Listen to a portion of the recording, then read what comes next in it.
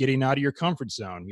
We've heard that a million times, and for a good reason too, because there is so much value when you actually do decide to get out of your comfort zone. And again, I just think, like I said, I kind of think long term here is that what am I going to look back on my life and be more happy that I have done? It's going to be the uncomfortable things, not the times where I decided to play it safe and I just let all these opportunities pass me by.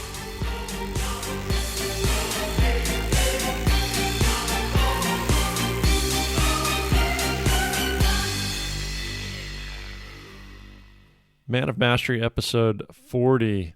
Hard to believe it's 40 episodes already, barreling in on a year, and I'm convinced that the best is yet to come. I'm having a blast, and I just want to say again how much I really appreciate you, and thank you for being here.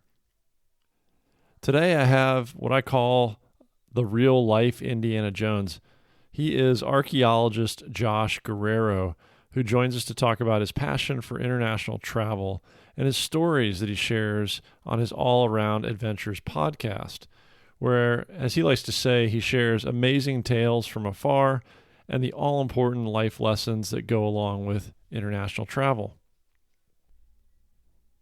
This should be a little interesting tonight to test out this directional microphone I have. My neighbor is getting into it pretty good with some music, so if you hear that rocking or you hear my dog, well, as my friend Ben Kaloy likes to say, life happens during podcasts.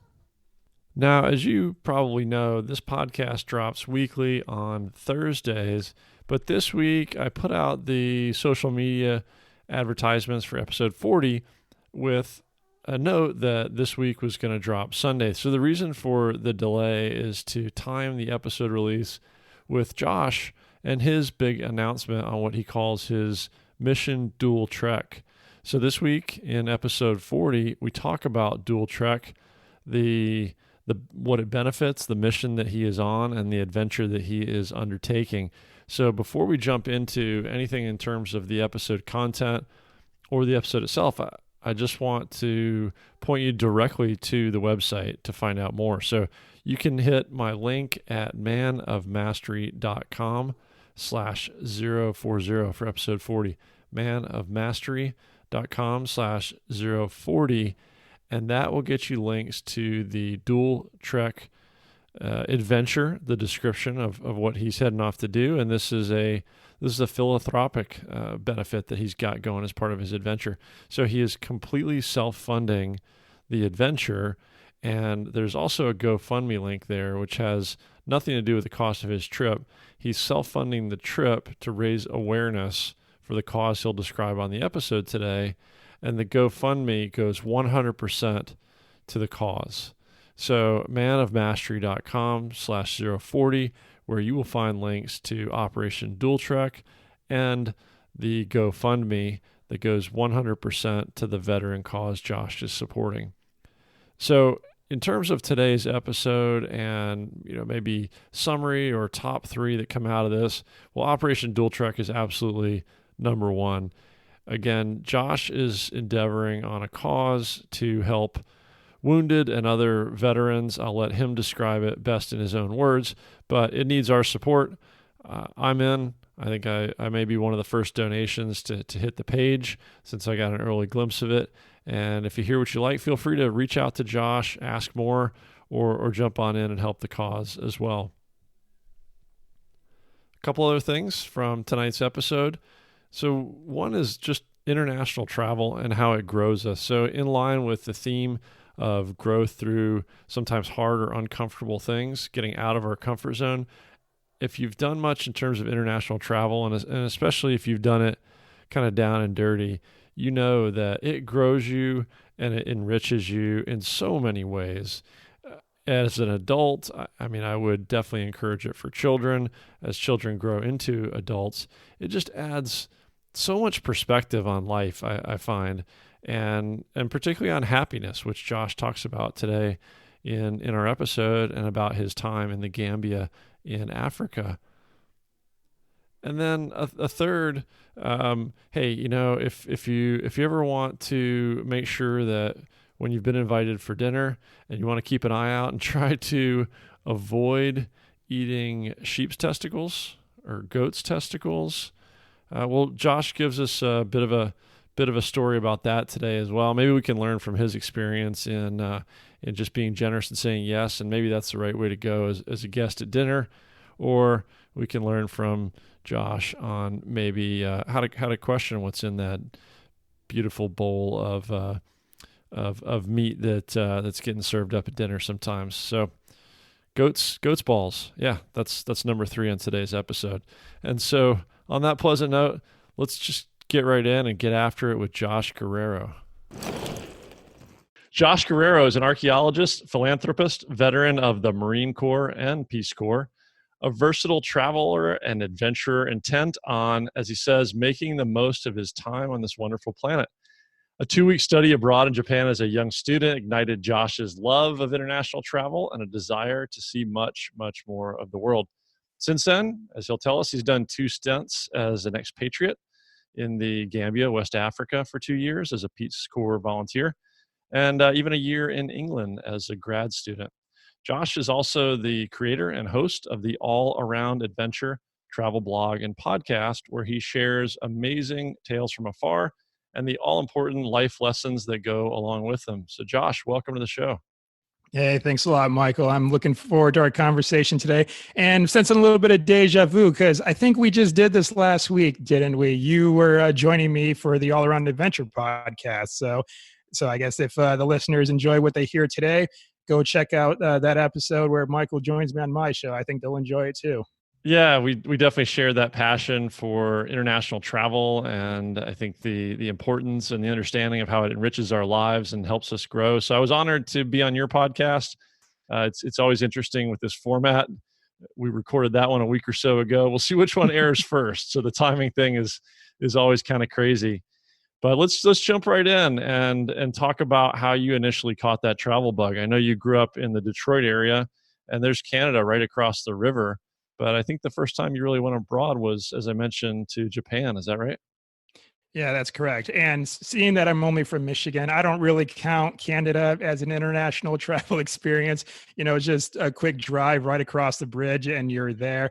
But yes, I was an undergrad in college when I decided to do the study abroad to Japan.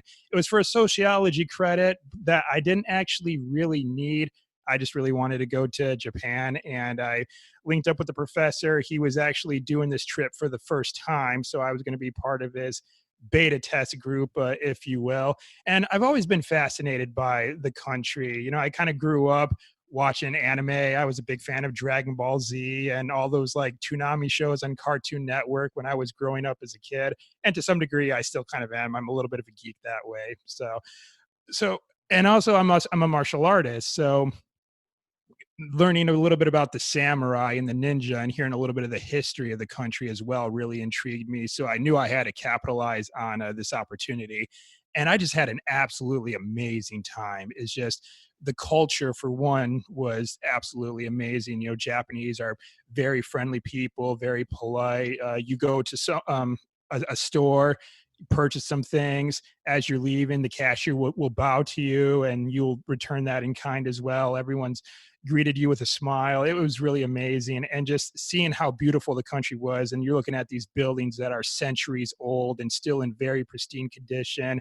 And also the food. My gosh, Michael, if the food was just out of this world, it was so good everywhere you went. And I remember going to a kaiten sushi, which if anyone's never been to a kaiten sushi before, if you love sushi, you'd love one of these places. There's like a conveyor belt that goes through the entire restaurant with plates of sushi. Just grab something you like. They count the plates that you stack, and then that's how they'll charge you at the end. So it's kind of like an all-you-can-eat buffet, but not at a fixed price. So yeah, you will get charged for what you eat. I never knew it had a name. That's one of my son's favorite things. We did it for the first time in Australia. He loves the conveyor belt sushi. Yeah, that was definitely the first time I've had that experience. And and I went on a rampage, let me tell you. I wrote a blog post about that, so I'm sure someone can find that later on after they're done listening to this. But really just having that experience. And also, I was kind of a late bloomer when it came to international travel. When I took this trip to Japan, I was 25 years old. And it kind of made me think to myself, man, have I really been missing out on all of this like this whole time? And so returning from that trip, I thought to myself, well, how can I get more of this? I mean, that's one country out of 193 countries in the world that, there's so much else still out there for me to see. So one thing led to another, and we'll kind of cut a long story short here, but following the time I had graduated from college Well, and it after just Japan. quick interruption, Josh. So let me Yeah. ask you something about Japan, because I know we're going to hit some more food stories. You and I both love food, and Oh yeah. traveling and food go hand in hand. But and I haven't had the pleasure of Japan yet myself either. But I was talking to a buddy about it recently, and on this show we talk a lot about mindset. Right. Part of that sometimes is about quieting the mind and being present. Being present in whatever task you may be doing. Sometimes I talk to my son about his focus as he's brushing his teeth. Or it could be something much more complex, right?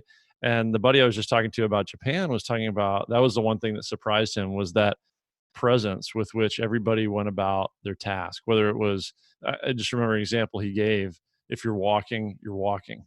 If you stop at a vending machine for a bottle of water, you stand there and you enjoy your bottle of water. You don't walk and drink your water at the same time. There's just an intense focus to the quality of everything they do, is my impression.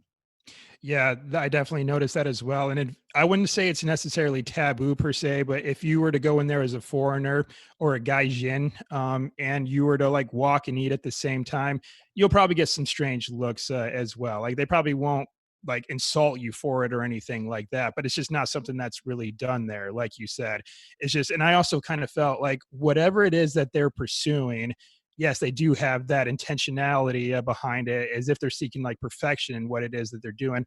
And to some degree, it's considered an honor to be able to do the things that they do. Let's talk about the service industry, for instance. In a restaurant, you don't tip.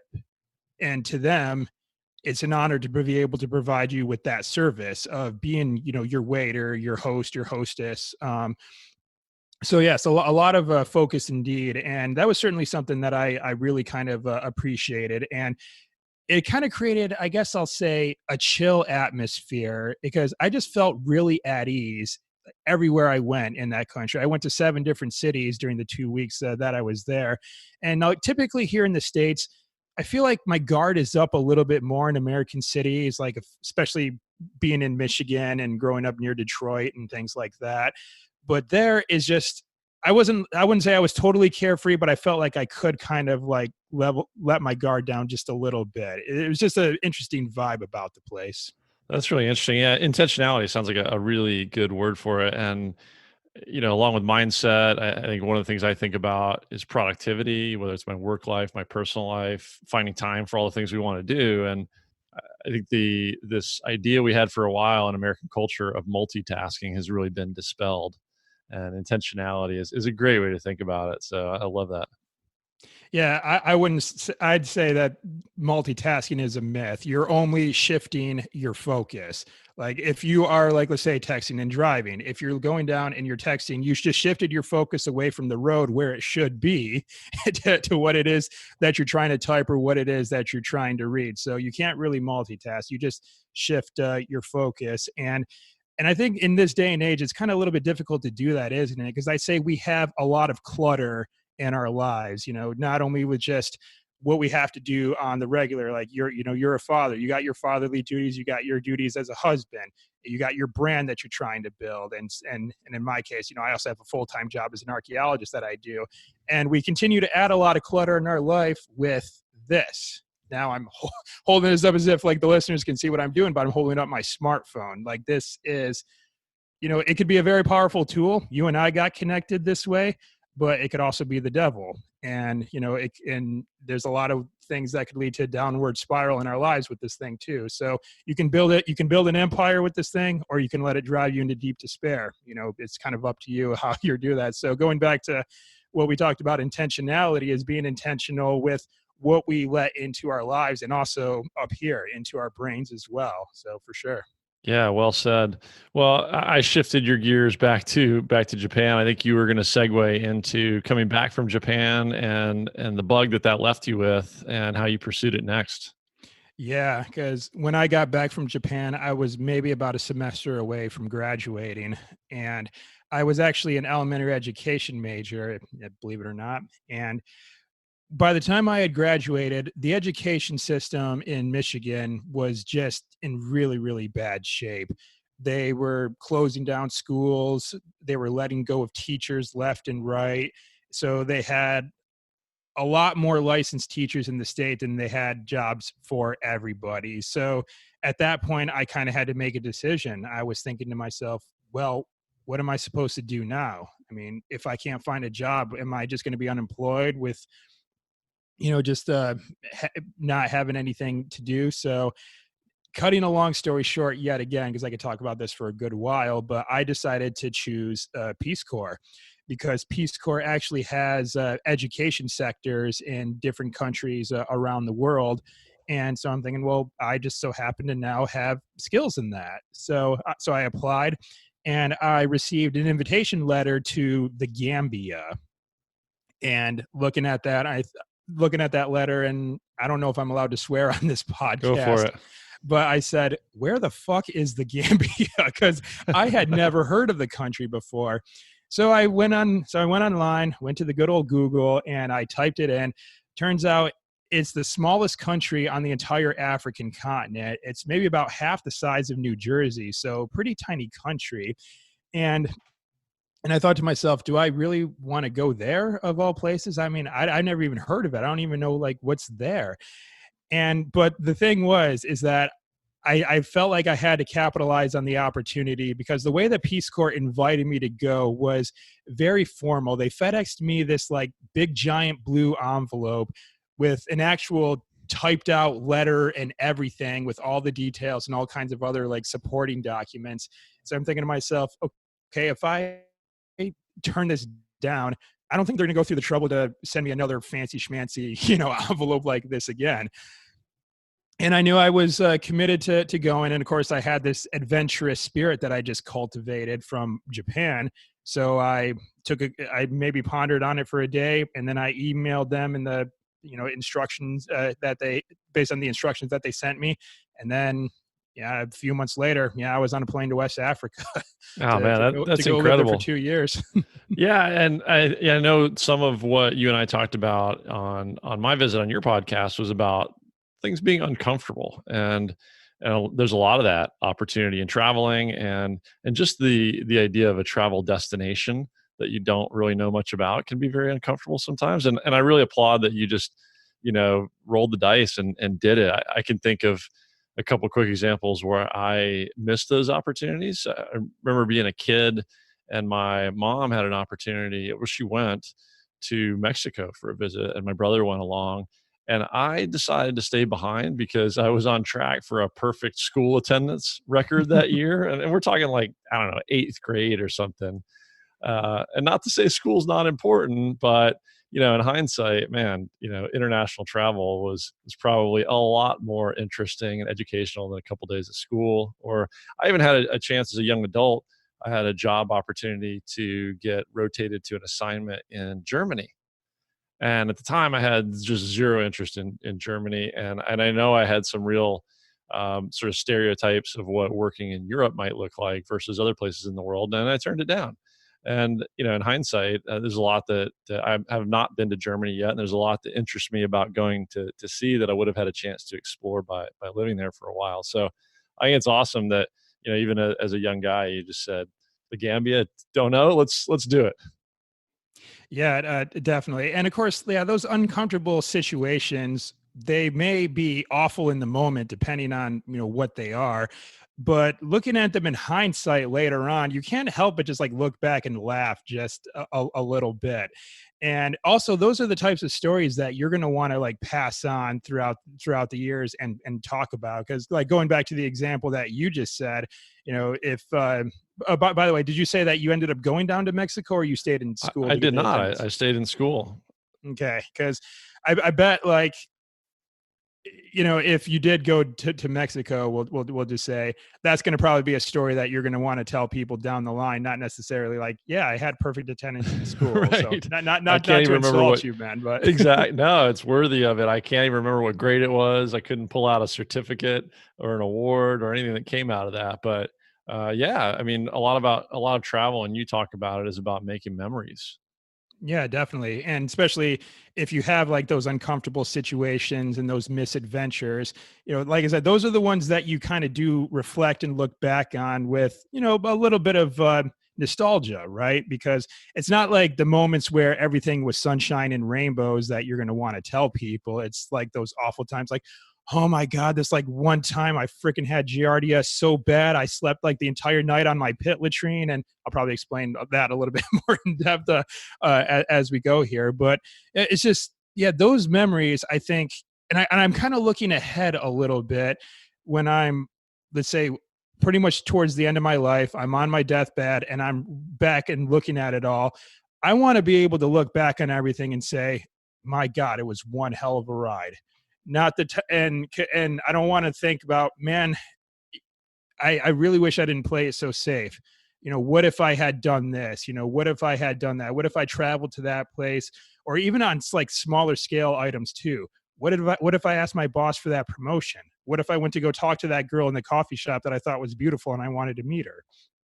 Is just taking those risks regardless of and also just simply going along with just saying getting out of your comfort zone. We've heard that a million times, and for a good reason too, because there is so much value when you actually do decide to get out of your comfort zone. And again, I just think, like I said, I kind of think long term here is that what am I going to look back on my life and be more happy that I have done? It's going to be the uncomfortable things, not the times where I decided to play it safe and I just let all these opportunities pass me by. Yeah, absolutely. Well, tell me about the Gambia and what kind of opportunity that was like. Was it was and you and I met, by the way, I believe, by way of the Spartan Up Media Fest, ultimately from Tahoe, but more directly through Patrick Sweeney, whose book Fear is Fuel dropped yesterday. So I think a lot of these kind of decisions are around fear, either giving into fear or using fear to be harnessed and kind of drive you forward into something like, hey, let's take that blue packet from the Peace Corps and go figure out what the Gambia is all about. Yeah, and definitely, I really had that great conversation with Patrick about, yeah, fear and everything like that. And also, I think that's what kind of continues to keep me going now is, and then that definitely correlates with the point that I had just made about fearing regret later on down the line in my life too. And I think there was a lot of things about Gambia that I was kind of, a bit afraid of and nervous of at first. Obviously, we're talking about an entirely different culture than my own, and also I had come to find out that the predominant religion of the country is Islam, and I was raised Catholic, so it's entirely different too. So I knew that was going to be a little bit of a change for me because also at this point I wasn't really too familiar about the ways of Islam and things like that. And then also, you know, I knew I was going to be stripped of a lot of my modern amenities. And by the time I got to my village called Baja Kunda, which is a little bit further into the eastern side of the country, that became apparent very quick. I was shown the house that I was going to be living in for 2 years. No electricity, no running water. My toilet was a pit latrine, literally a hole in the ground, like in the backyard. And you see like little foot placements there, like kind of close to the hole. And I'll just let everyone use their imagination as to what those foot placements were there for. But so I knew what it was going to be what I was going to be up against, and I obviously I had a kind of a lot of fear going into that too. I'm like, can I really live like this for 2 years? Because here I was about 26 years old at the time, and 26 years of my life I pretty much had it made for all intents and purposes. I had electricity. I could go to the sink anytime I want and, turn it on. I'd have fresh and clean drinking water. But now here we are. I have to go to a communal tap in the village that only comes on for 2 hours every single day. I got to fill up buckets and pails, and I got to walk back and forth carrying all this water, and then I have to ration and allocate the water accordingly. Okay, I have this much to drink, I have this much to bathe with, I have this much to wash clothes, and I had to make sure I keep it within that window as well. So a lot of challenges that I had to face along the way. But I will say this, and I hope I'm not getting too ahead of what you want to talk about here. But there was something very liberating about living that way too. Yes, I didn't have electricity or running water, but guess what? Didn't have to pay an electric bill or a water bill, so that was pretty good. I didn't have my car, but I did get issued a really nice Trek bicycle from Peace Corps, and so I didn't have to pay for any gas, and I got in pretty good shape because you got to pedal around everywhere you go. And I also got pretty resourceful too, because when you're out there by yourself, I mean, granted, I was living in a village, so I had a lot of Gambians that were living all around me, but me being like the only American, and sometimes if I'm riding my bike or I'm somewhere out in the middle of the countryside, something goes wrong, I get a flat tire, you better buckle up pretty quick and get resourceful, otherwise you're stuck. so so despite like the challenges, there was a lot of really good moments that had to be there as well. And then I had like all this, and I also had a lot of time on my hands too. I spent a lot of time exercising, working on physical fitness. I was able to get a Kindle, bless my family's heart back home. They sent that to me with some Kindle files, and I was able to get some Kindle files from some of the other volunteers as well. So, and I read like 50 books over the 2 years that I was living there, got in really good shape, and really just got a brand new perspective on things, because the Gambians that I was living with, they kind of surprised me, and I was kind of fascinated by what I was observing on just the regular day. You'd think that with having so little and having to basically spend so much of your day doing these chores just to fulfill your basic needs, I feel like they would be unhappy or frustrated. And what I realized what I was doing was that I was imposing my own standards on them. But the fact is that those were some of the happiest people that I've ever seen in my life. And I think maybe a lot of that in part was kind of going back to what we sort of talked about earlier, was they were free of so much clutter. Because here in the States, let's face it, we're kind of materialistic. We like our material goods. We like our cars, we like our TVs, we like our internet, we like our phones, we like our video games, and fill in the blank. Basically, we like our stuff. But for them, they didn't but also all this stuff that we have, it comes with a lot of maintenance, a lot like paying for your like subscriptions, or hey, crap, this breaks, I need to get a new one now, and things like that. Or as I said, gas in the car and paying for the electric bill and so on and so forth. They didn't have any of that, and therefore they didn't have to deal with any of the stress that comes with that either. And I tell you, man, they were just living. They were just living. And again, it just felt really liberating. I mean, I'm not saying I would necessarily go back to that life per se, but it kind of made me reevaluate a lot of things when I got back. And I kind of cleaned house. I went into storage, all the stuff that I had stored away.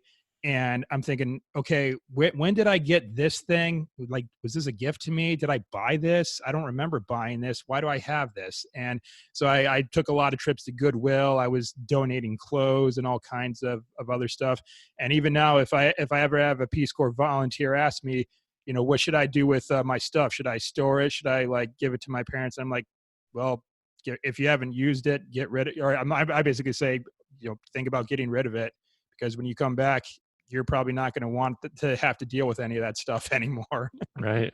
Yeah, I think you and I both also got to know and have spoken to Joel Runyon from Impossible, Yeah. and I really like the way he described his philosophy around that to me. Is if you got something you haven't used it in a while, you're just hoarding a resource that somebody else could take advantage of if you release it to them. And I'm really glad you brought up the point about just kind of the happiness attached to simplicity and keeping things simple.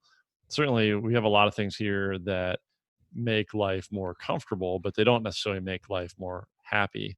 And they do come with an overhead. And I can relate to both the squat toilet and the bucket of water to bathe, and just the happiness to simple living, all of which I saw in the mountains of Nepal, Mhm. which in a lot of ways is similarly rudimentary, but very, very happy people seemingly. And even you get used to the hole in the ground, the squat pit.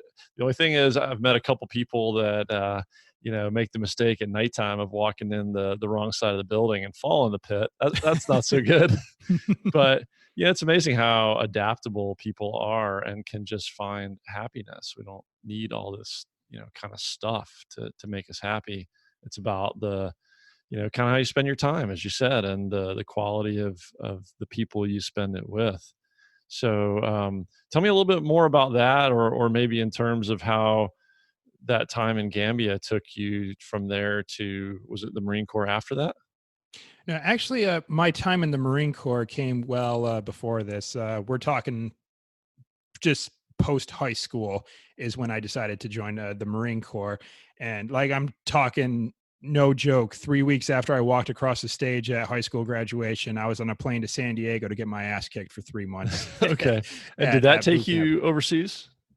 Actually, no. The unit I was attached to is was called VMX 22. It's a V-22 Osprey squadron, which some people might have seen these in movies before. They're becoming much more popular in movies, kind of like a hybrid between like a plane and a helicopter. And I'll just leave it at that for the description. But at the time that I had joined the Marine Corps, the Osprey was actually not operational. And what my squadron was in charge of was doing, a huge series of test flights to try to get the Osprey to go operational again so they could take it overseas to like the Middle East. So, um, let's see.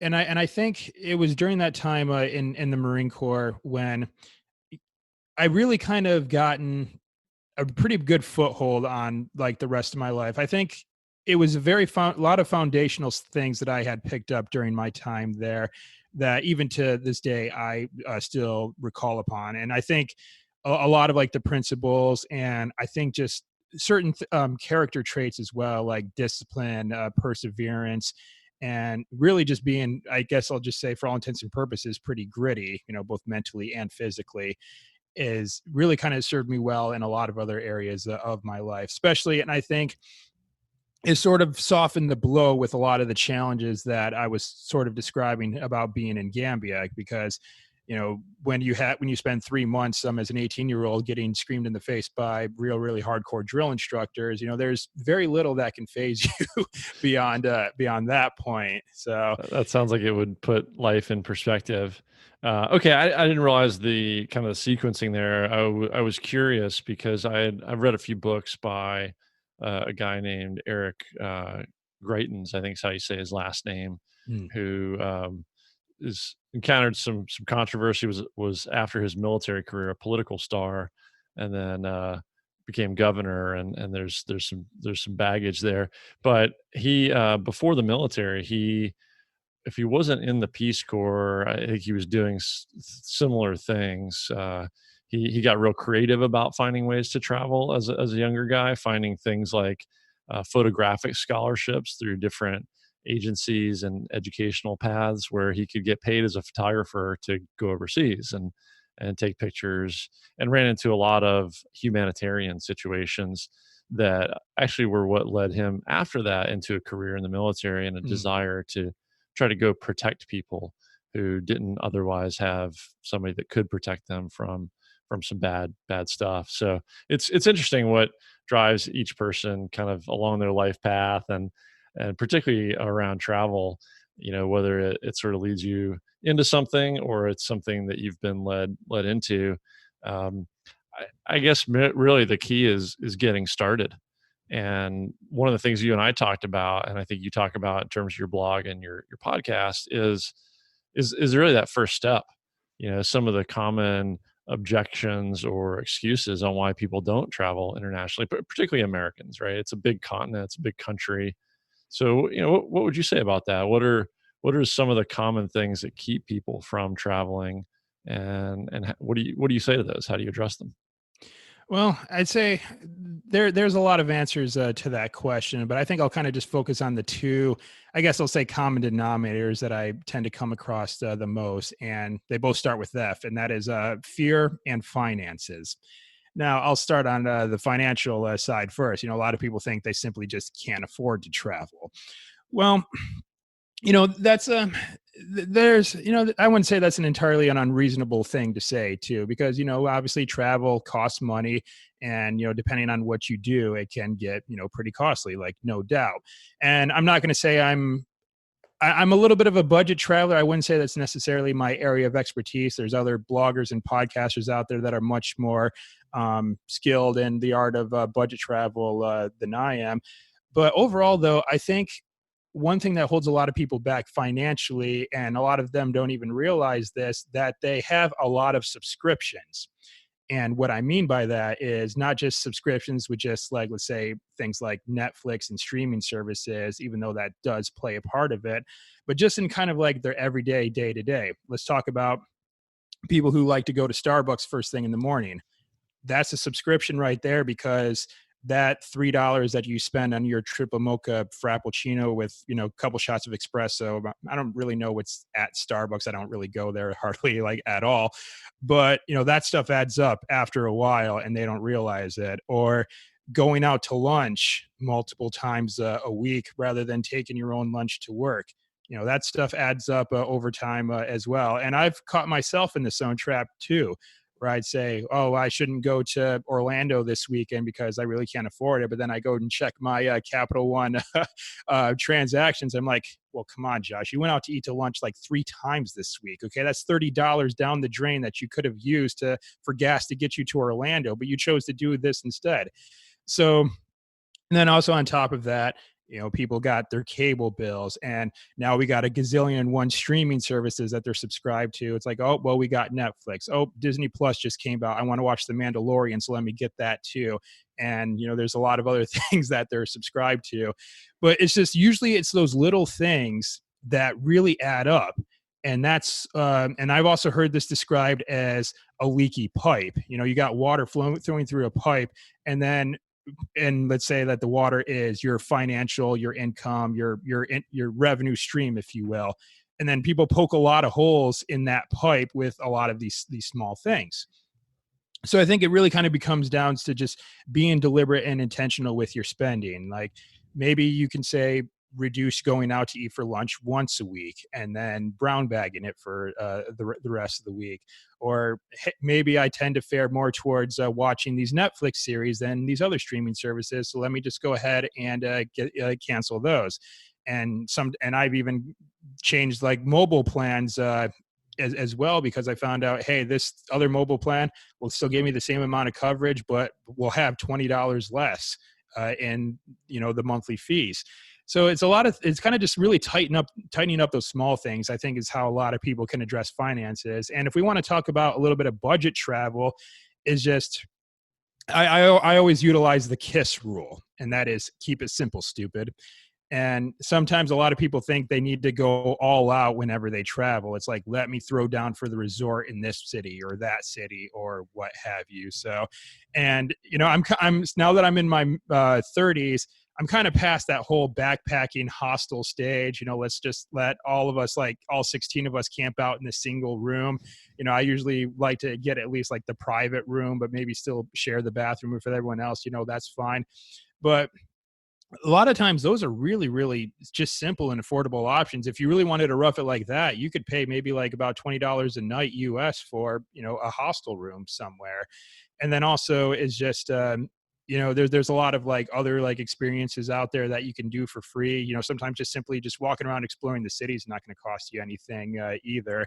And I noticed that a lot of people, when they travel, they spend a lot of money on things that they can't really take home with them. And what I mean by that is things like, again, we'll go back to, let's say, buying a coffee every single morning, or going to get alcohol at a bar, and things like that. It's just, those you can't really take home with you. Those aren't really memories that will last and stand the test of time. Going to, let's say, wandering off the beaten path and seeing, I don't know, like whatever the case may be. I remember, I'll talk about my time in Lisbon, Portugal. I just went out walking and I just came across this like back street way up a hill that had a lot of really cool like street art and stuff like that. And it offered this amazing view. I didn't have to pay a cent for that, but I just remember how amazing the city looked way down below when I made the climb all the way up there. So it's just really being deliberate and intentional with finances. So I'll address it there. And moving on to the next point, Yeah, I'm sorry. Before we jump into fear, I mean, I think that's sure. great. Great way to create a memory. And I think you and I talked a little bit about kind of background on your show. I'm an econ guy, and economics is all about scarcity of resources, which basically means you just have to make choices, which is the same thing that you just said. Mhm. And so, like, I'll throw out another extreme that I don't think you and I covered, which is another great example of just making choices. So we met some travelers that have become really good friends. They were traveling the entire world for like 15 months, more than a year. A married couple with two school age kids. And these guys were not roughing it. They were, they were going on, package tours. They were going on all the optionals. They were doing it big. Um, but their life at home was, had a lot of overhead to it as well. The kids were both in private school, like a high end private school, and in hindsight, once they got back, they realized that yeah, they do pay a lot for a high end education for their kids, but having pulled their kids out of school for that year and homeschooled them as they traveled, what they didn't have to pay for private school that year actually paid for the trip for the year. So it's kind of all back to the Right. trade-offs and having a creative look at things. Yeah, definitely. So, like moving on to fear to keep us going in our conversation here is a lot of times this is what I've observed when I try to tell other people about my stories, and they're fascinated by the idea of travel, but a lot of times they are afraid to, not just so much for like the fear of the unknown, which is very much like a valid fear. That's kind of like one of the core fears that humans have, is fearing the unknown. But a lot of fears that are kind of perpetuated by things like social media. There's a lot of negativity in social media and mainstream media, and we're constantly just being just bombarded with like the worst aspects of humanity like out there. And so they see terrorist attacks happening here, happening there, and they're like, well, I don't want to be anywhere near that. And that's a valid concern, but I just kind of think that as long as you really utilize just simply common sense, which and just actually kind of just keep your wits about you, if you're in a foreign country and you don't spend your entire time just this is from a quote from Pat McNamara. He refers to this as 45-degree culture that we live in today. 45 degrees means your head's always tilting down at a 45-degree angle looking at your phone. As long as you kind of have your head on a swivel and keeping your wits about you, then you should, be pretty much good to go. And I'm not talking about being paranoid. I'm not talking about breaking your neck, with moving your head in every which way direction, but, being aware, being aware of your surroundings. And I would almost dare say that, and this is kind of going back to what I mentioned earlier about Japan, is that I felt more at ease and safer in other cities abroad than I have in most of the cities here in the US. And because I feel like walking through some of the streets of New York City, I'm a little bit more on guard than if I'm walking some of the streets in German cities. And now maybe some people might have different perspectives on that, but at least that's how I felt too. So, and there's also this thing out there called the Global Peace Index, where this thing literally rates different country, or it ranks different countries based on how peaceful they are, with one being the highest score, or I guess you can say the safest country, with 193 being the most dangerous country. Within that list, US is ranked around like 118. So if you want to go by that metric, which seems to be a pretty well recognized metric, is that it's we're not all that safe of a country ourselves. So it was Right. like, So yeah, that would say there are 117 places that are safer than here. And I've met international travelers in the US that are scared to death. That something that they see glorified in news or media or movies or something is going to happen when I mean, we're going to talk a little bit about your here quickly about your career as an archaeologist. And you got a military background. I've seen your Instagram. You got some gun skills. You got some martial arts skills. I call you like the real life Indiana Jones. I But appreciate that. but you're I mean, it doesn't take superhero skills to go travel the world safely. Mhm. And I'm glad you brought up Global Peace Index. I did not know about that resource. I've used things like the U.S. State Department as sort of one data which is a good point. one to use. Um, the UK has another one that has a little bit of a different, I don't know, maybe aptitude for things than the US. So, you get a couple data points. I like picking up like a Lonely Planet guide for where I'm going and kind of reading about things to do. I don't know, any other resources that you like, or are those kind of the major ones? I think those are kind of the major ones there for sure. Yeah, yeah. The State Department will, of course, issue travel warnings if they think that there's something going on, and also kind of leave you like a little bit of tidbits, especially places to avoid. Like when I was on my way to Israel, I didn't realize that the entire Gaza Strip was under control by a terrorist organization at the time. So it's a good thing I knew that ahead of time, so I didn't venture into that area because it's right along the coast. And I was wondering maybe if the beaches would have been cool or something, but but I avoided that area. So yes, I'd say those are some key resources right there. Okay, cool. Well, let's shift into your next big adventure. So you gave me a bit of a hint, I think, offline from when we talked, and you were at the time about to announce this. So I'm going to put you on the spot. Has this been announced yet? Can we talk about your next big adventure? We can talk about it because I think by the time this episode goes live, I would have already announced it myself. So let's All go right. for So it. so tell me where you're headed, what you're going to do, and this sounds like a ton of fun as an adventure for you, but this all has a bigger cause and mission. Yes, exactly. Well, this adventure that we're referring to, I've called Operation Dual Trek, dual as in two, basically. And what it is, I am looking to walk the entire length of two South American countries, Paraguay and Uruguay. And yes, it is going to be for a worthy cause. I'm looking to raise money for a nonprofit organization that I support called American Veterans Archaeological Recovery. It was formerly known as Operation Nightingale USA, so that name probably might come up a little bit too. But American Veterans Archaeological Recovery, or AVAR as it's shortened, what they do is they take wounded veterans and maybe other veterans who might be suffering from things like TBI or what have you, and they take them onto archaeological digs. And there's a multifaceted purpose as to why they do that. For one, it allows veterans a chance to connect with other veterans, because when a lot of veterans transition out of the military, a critical piece that they're missing is their tribe. They were part of this tribe of warriors for a good part of their life. Now they're not. And so that part of their identity is missing for all intents and purposes. So it gets them connected with other veterans. It also gives them another mission. They spent a good amount of their time, they spent their time in the military protecting our freedom, our way of life. Now they have a mission to protect cultural heritage, which is pretty cool, if I do say so.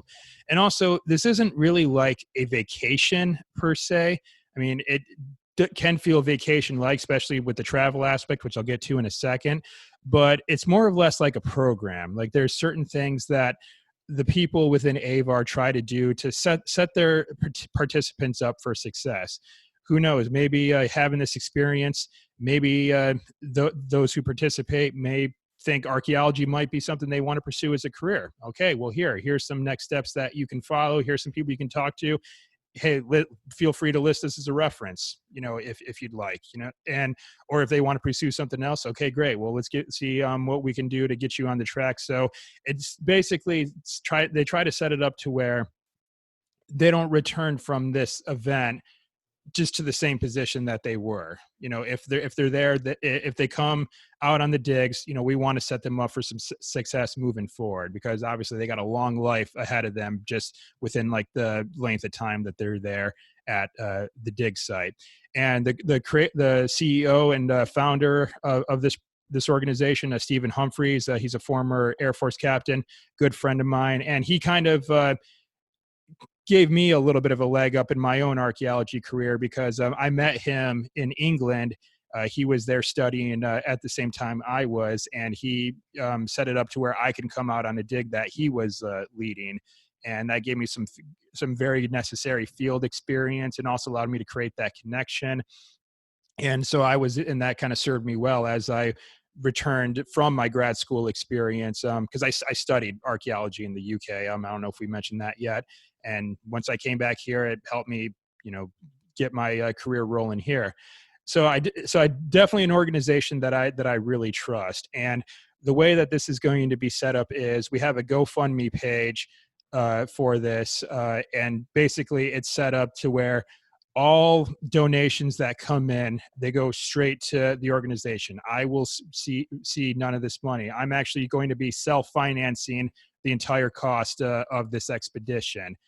And so because that's ultimately what it is I really want to do. I'm not even really seeking sponsors for this expedition either. And if I do, I'm only going to accept like maybe gear sponsorships or something like that. If anyone wants to insist on sponsoring this expedition financially, I would just ask them that they go send whatever money they thought about sponsoring and go donate it.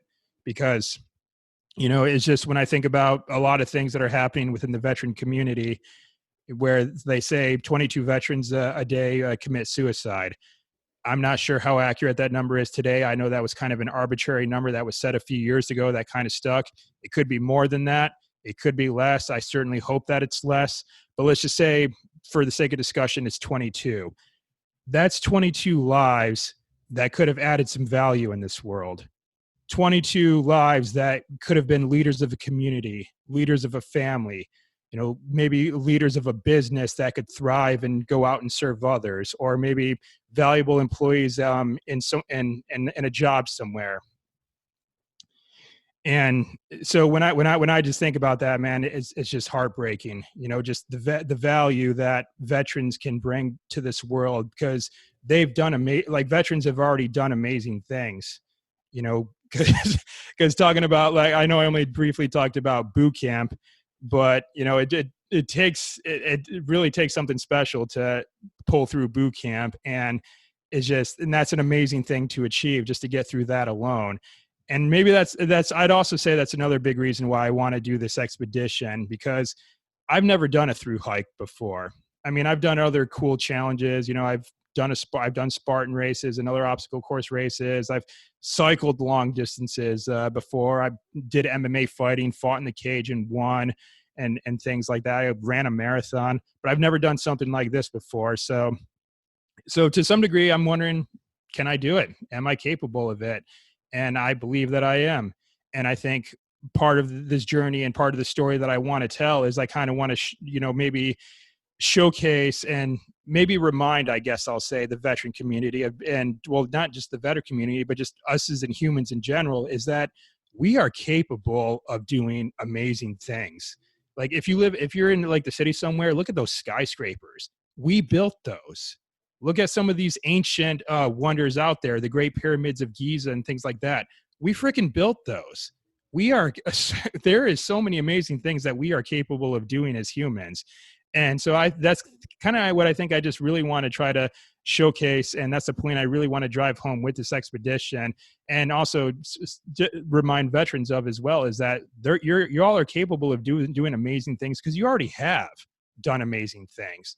Boot camp and and anything that you've done, with your deployments or throughout your military careers, is that you've done some pretty amazing shit, and you can continue on living amazing lives, and don't lose track of that. So yeah, but overall, that's kind of basically what I'm going to be doing in a nutshell. And I'm going to be stepping off in June of this year. June. Okay. Yeah, that's amazing. And I think it's an incredible endeavor, but also just an incredible reminder, as you said, for all of us. You spent some time here in San Diego. It's a huge military town. It's also a town that has a hugely successful veteran community, entrepreneurs, and a support for that. But it's also a community that has a huge number of veterans that are effectively lost as homeless. Mm-hmm. And then, as you mentioned, there are a lot of other challenges, including suicides. You mentioned TBI, PTS, and so there's an incredible cause there that I love to hear that you are that you're supporting.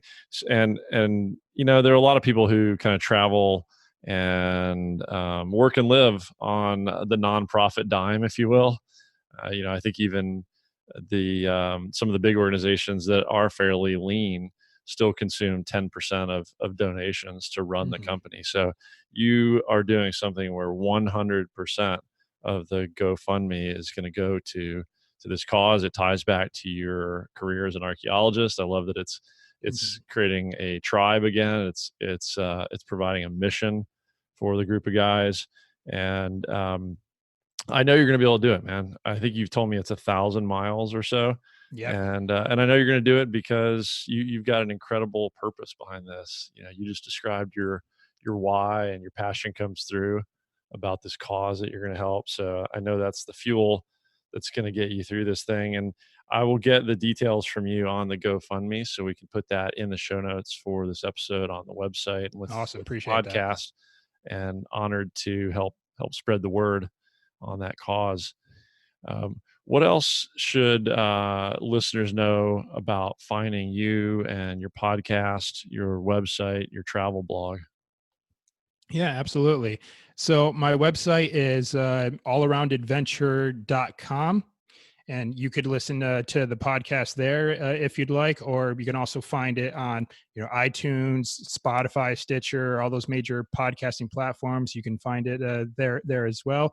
If you'd like to connect with me on social media, I'm on Facebook and Instagram at All Around Adventure. That's just one word, no dashes.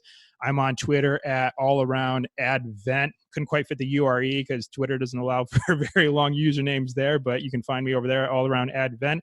I'm also on YouTube, kind of starting to put videos out in that space as well. I guess I'll probably just have to send you the link, because when you're just kind of starting off and you have less than like 100 subscribers, they give you like some weird wonky link. I can't create a custom link just yet, but I'll get that to you. But they can find me on YouTube as well. Perfect. Yeah, I found that link. It's already up on my site. And you think you'll be shooting some videos to share on YouTube along your fundraising adventure in Paraguay and Uruguay? Oh yeah, absolutely. And I'll also, let people know that this is going to be a pretty raw adventure. Like I'm doing this pretty much solo and unsupported, meaning I'm not going to have like a fancy camera crew with me or anything like that, or I'm not going to have like some support vehicle. It's just I'm going to be self-filming. Just out there, pretty much just being nomadic, going across these countries like that. But yeah, I do plan to do some vlogs, and I'm also hoping I can continue to podcast too now. And also with the podcast, I will be taking a little bit of a production break per my usual. I mean, I don't think I'll be able to really interview guests for my show while I'm way out there in the middle of nowhere. So, but I do hope to continue putting up podcasts, which will more or less be like updates, like Dual Trek Chronicles, or I don't know, that's a working title. So they'll see a little bit of a change of pace with the podcast if I'm able to get them up. I hope Libsyn has like a mobile recording app that I could use or something. I have to look into that, but that's something I still hope to do. Yeah, no, it sounds like an incredible adventure, and I know whatever you're able to share out of that, just you and a guy with a cell phone and a GoPro or whatever it's going to be, that'll be awesome to tune into. I wasn't sure if you had any other vets coming along with you, and I know we got to talk about this real briefly because I thought it was pretty funny when you talk about it being raw, and I know you're talking about how to plan this thing out. You've described Paraguay to me as the country that Google Maps forgot. Yeah, because now going with Google Maps, typically they got that little guy stick figure thing towards like the bottom right that you can grab, and then all the streets will highlight where you are, and you can just kind of drop right there on the street and get the street view for that one particular spot. But when I tried doing that with Paraguay, almost nothing like lit up at all. And I'd say probably at least like half of the country, which is the areas I'm going to be walking to like the northwest of the area, which is called the Gran Chaco region, where I'm starting. Nothing came up there. So I'm not sure what's on the ground that I'm going to be up against really, or what it's going to be looking like for me. So I hope like, yeah, I hope I'm not going to run into like, scarcity of water sources or anything like that. But I always say that if I have to go anywhere to resupply, I want to get dropped right back to where I left off and continue on there. I don't want to, like I said, get a little bit ahead down or a little bit down the road and then just continue from where I go from there. I want to go right back to it and keep on moving and do it right. Cause like I said, I'm determined to walk the length, So it's going to be it's going to be interesting. That's really cool, and it's a little bit kind of old school. Now there's all this technology. You can kind of jump into Street View or whatever, and get some idea about where you're going. That going back to the fear thing, that's a way of getting a little bit comfortable before you actually go. So you're getting the old school experience, right? Where you have no idea what to expect. You're going to drop in and figure it out. Yeah. And I think, yes, we've talked a lot about fear today, but one thing we didn't really talk about that I think could almost be like a stronger human characteristic, and that is the curiosity. I think curiosity is also another very powerful thing in our minds too. And I think that's another thing that kind of is drawing me to these places is because, well, for one, not only have I not been to South America before, but I haven't been to either one of these countries. And I know very few people who actually have. So I don't really have like a lot of stories or intel from people who've been on the ground to tell me anything. For all intents and purposes, these countries are quote unquote uncharted territory to me.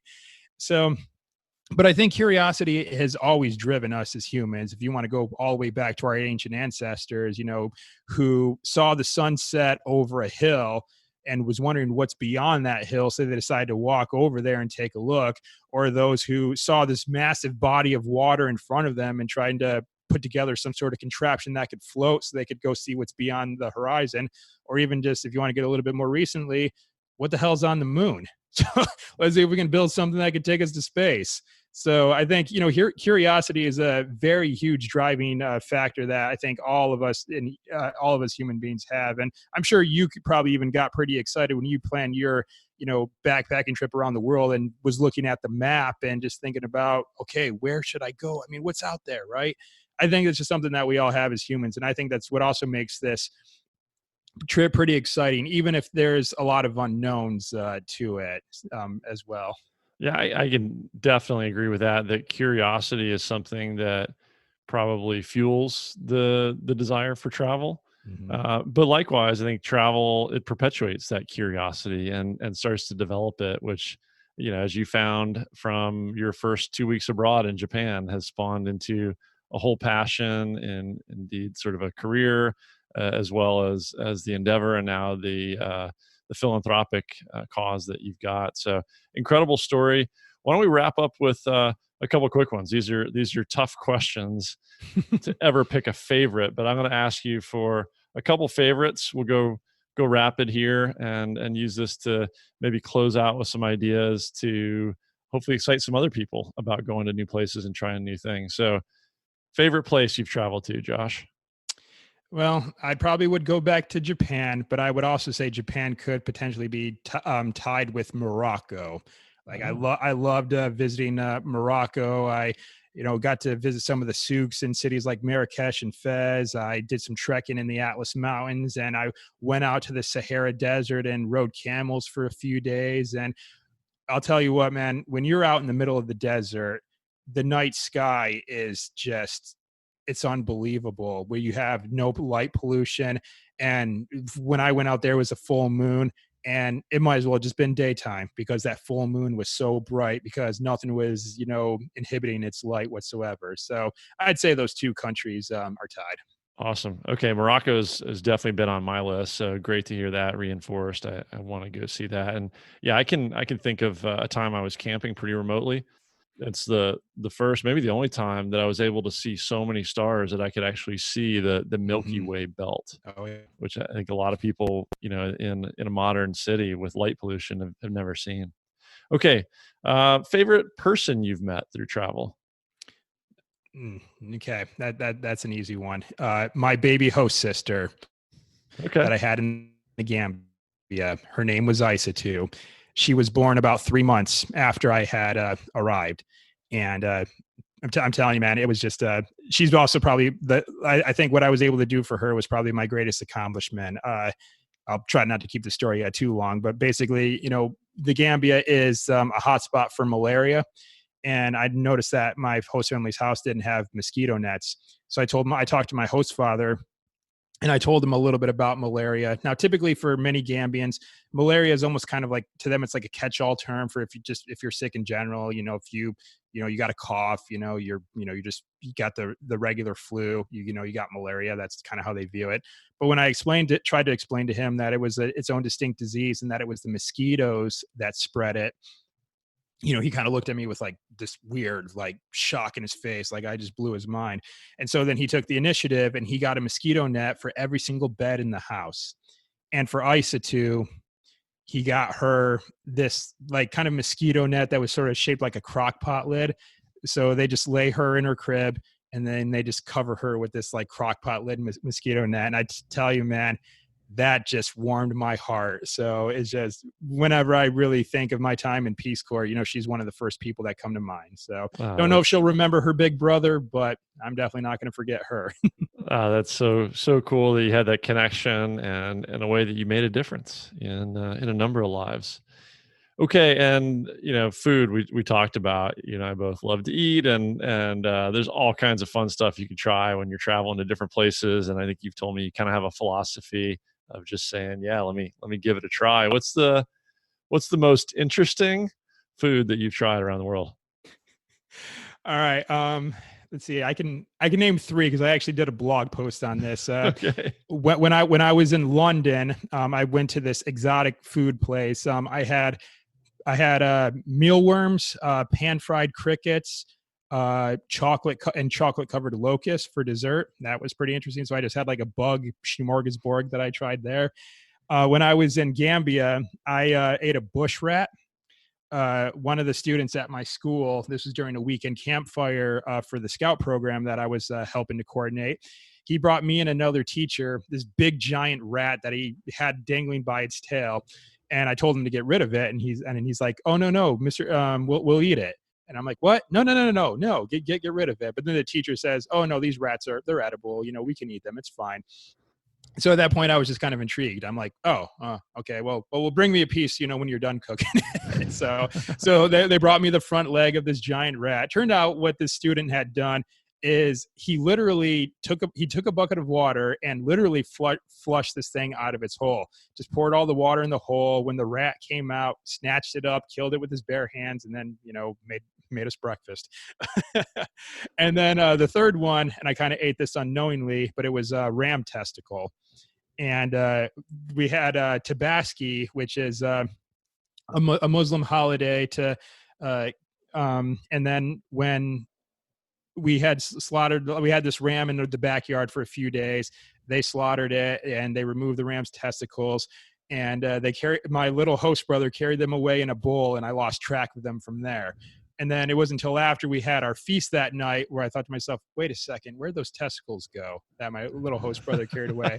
So I asked one of my host brothers about it, and they said, oh yeah, the testicles were in the bowl. I'm like, great. I just ended that night with ram testicle in my stomach, which that sounds so wrong to say out loud, but yeah. So I can't really tell you on how that tasted because at this point I was just so hungry that, I just saw all this protein in this bowl because we didn't get meat very often while I was living there. So I just, went crazy. So, hey man, that's how when you're the VIP guest when they're flushing out a rat to cook up, or you get all the best parts of the ram. So I know you've got some amazing stories, and we could probably go on for a long time, but I think the best way to wrap it up is to say all this stuff gets packaged up in what you created. This is why you have the All Around Travel podcast and you've got the blog on your website. So I know I started off by saying that it's your mission to share amazing tales. And I think this is just a great little preview for people of what you have going on over there. Again, I will put the links to your podcast website, your social media, in the show notes for this episode. And I want to make sure I hook up with you afterwards, and we'll get the link to the GoFundMe as well, knowing that you'll be pivoting away from the typical podcast here come June, and you're on an incredible mission that I hope we can all help support.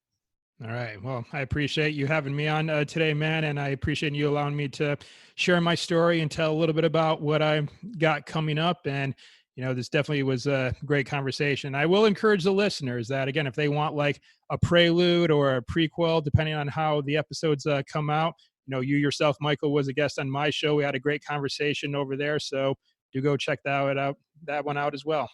Yeah, you bet. I will also cross link to that one once you have it posted, and we can cross promote that, get people kind of sharing back and forth, and hopefully tuning in. And man, yeah, no, pleasure is all mine. Thanks for coming by, Josh. And I'd like to have you back once you return from your next big adventure and hear all about that one. Yeah, I'd be happy to come back on for sure. All right, man. Well, thanks again today. Yeah, you bet. Thanks a lot. All right, cool. Yeah. Josh has got some fun stuff going on. Operation Dual Trek, going the full length of 2 South American countries that he's never been to, doesn't know much about, really doesn't even have much information about. It just sounds like a great adventure for Josh personally. I know he's going to have a ton of fun and come back with stories he can share with us, but also using it as a tool where he is completely self-funding, but dedicating awareness to such a great cause. If you're interested, again, go out and hit manofmastery.com/040. Learn more about Operation Dual Trek. And if you feel inclined, hit the GoFundMe page as I did and support that cause that Josh is raising awareness for through his trek. And again, hopefully, best wishes on his journey that starts this summer. And we'll look forward to having him back here down the road when he returns safely and can tell us, I'm sure, a ton more adventure and growth stories from Paraguay and Uruguay. All right, that's it for this week, guys. Next week, well, I'll leave it as a bit of a surprise, but I've alluded to it in a few episodes past, some opportunities I've had here locally to ride along with some really interesting folks and learn from them and learn from the environment that they serve in. And so I am going to share that story in some fashion, I think, coming up next week, and looking forward to finding the best way to package it in a way that honors how they serve and what they do for our community. Until then, have a great week, and we'll see you back next week on the Man of Mastery podcast, episode 41.